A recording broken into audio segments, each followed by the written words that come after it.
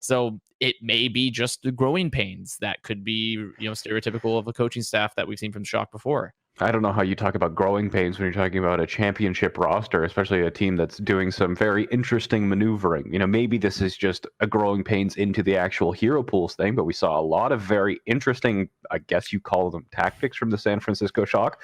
From the hesitance to kind of play into the meta, what most of the other teams are playing. The team that has won on the Orisa and the Sigma composition just last year in the finals seems kind of hesitant to play that.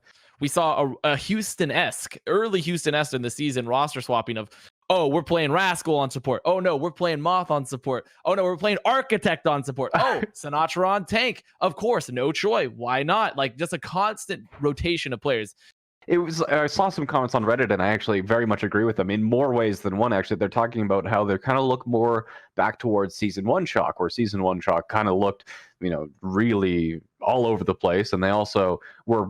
They said, we don't have to say all over the place. We can say disgustingly bad at points. Disgustingly bad, and the way that they saved face is that they were preparing for Season 2, which that's narrative actually paid off for them since they got the championship victory. Yeah, Super.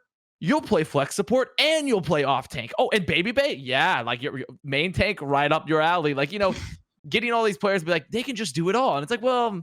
And a sign that we're going to have to watch very closely what they do in the coming weeks, because I even based on the player reaction, I don't think they were expecting this loss either. No, certainly not. I mean, the talk around town per se was that like they just sort of, as bringing up Super again, they sort of spaghetti. They dropped their spaghetti all over the floor. Yeah. Came match time, and then also I've heard that on top of the other spaghetti, they boiled a whole nother pot of pasta, and apparently for map 1, they submitted 2 wrong players for the first map.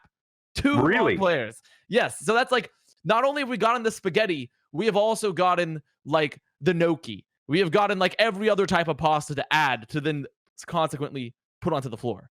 So it is just disaster all around for the Shock in this week. And it's tough to say, is this just life for Shock fans now, or is this just something that's going to happen once and be done? How many players were on the Team USA squad that kind of flamed out against the UK during that match, where they had the same thing, very, very confident scrims, and then just kind of went into that and just spilled their spaghetti everywhere and completely flamed out? It's not something that we've seen for a while, but it is something that has happened to these Shock players previously.